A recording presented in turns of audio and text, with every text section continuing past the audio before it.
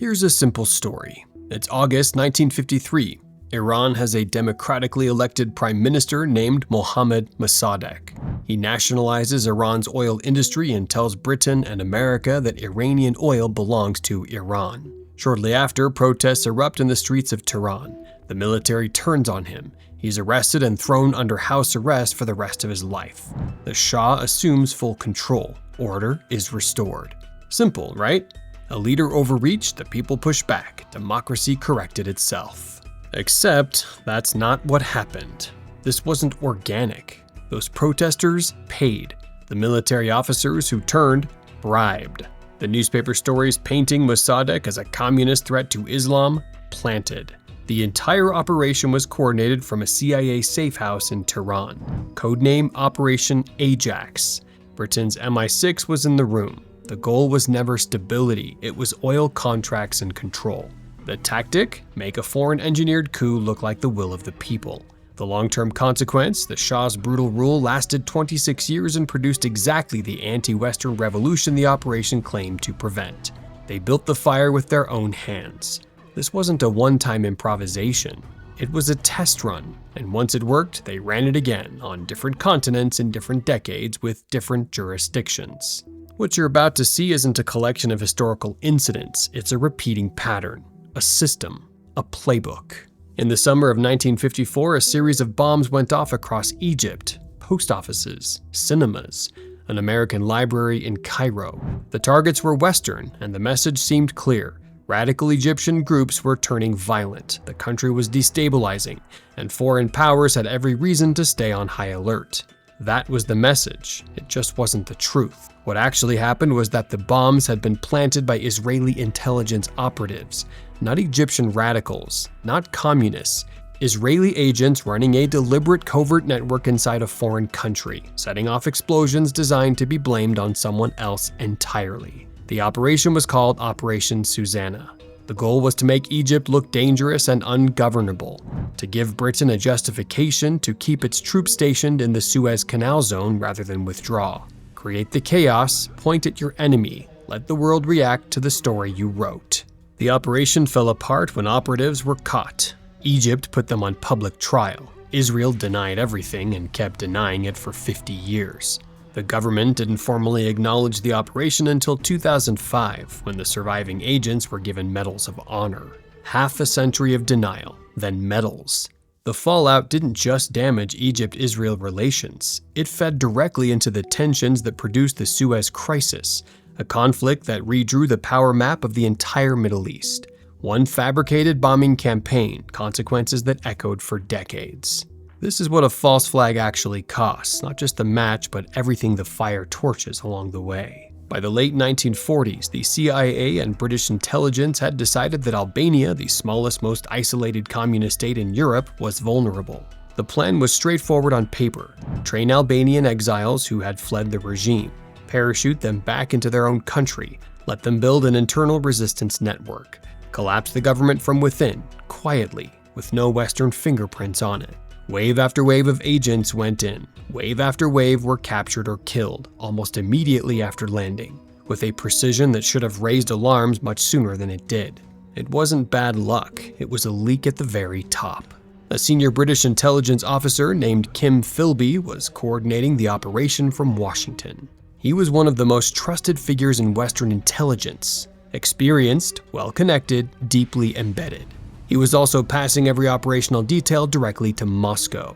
The Albanian agents weren't infiltrating a country, they were boarding planes into traps that had already been built and waiting for them. Philby defected to the Soviet Union in 1963. By then, the damage was long done. The failure of Operation Valuable didn't kill the doctrine of covert infiltration, it refined it. Future operations ran tighter compartments, more parallel tracks, harder vetting. The lesson wasn't don't do this, the lesson was don't let one leak burn the whole thing. When the playbook fails, they don't discard it, they edit it and try again. In April 1978, a communist coup brought the People's Democratic Party to power in Afghanistan. Almost immediately, the new government began tearing itself apart. A brutality so extreme it was destabilizing the country faster than any foreign enemy could. The Soviets watched their client state unraveling. and the Americans watched an opportunity opening. What the history books often leave out is the timing. U.S. National Security Advisor Zbigniew Brzezinski later confirmed that Washington began secretly funding and arming the resistance groups inside Afghanistan before the Soviet invasion, not in response to it. The goal, in his own words, was to give the Soviets their Vietnam, to lure them into a war they couldn't win and couldn't afford to lose. In December 1979, the Soviets invaded, but they didn't just send troops.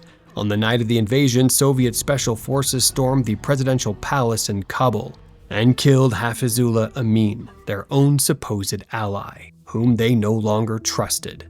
Within hours, a replacement leader, Babrak Karmal, had been flown in from Moscow and installed as head of state. Invasion and regime change executed as a single synchronized operation. The Soviets got their war. It lasted 10 years and helped fracture their empire. But the infrastructure the US had built, the funding networks, the weapons pipelines, the armed and trained militant groups didn't dissolve when the last Soviet tank rolled out. It metastasized. The networks that fought the Soviets became the foundation from which the Taliban emerged. And from within that infrastructure, Al-Qaeda took shape. The trap worked perfectly. What crawled out of it was something nobody officially planned for, or at least nobody officially admitted to. In 1954, the story coming out of Guatemala was simple. President Jacobo Arbenz had steered his country dangerously close to communism.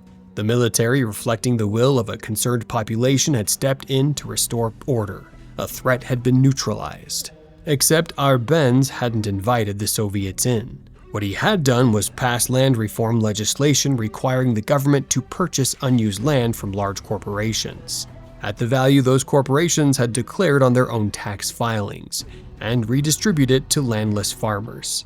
The biggest loser was the United Fruit Company, an American corporation whose executives had direct ties to the Eisenhower administration and the CIA. Within months, Operation PB Success was underway, and its most powerful weapon was a radio station.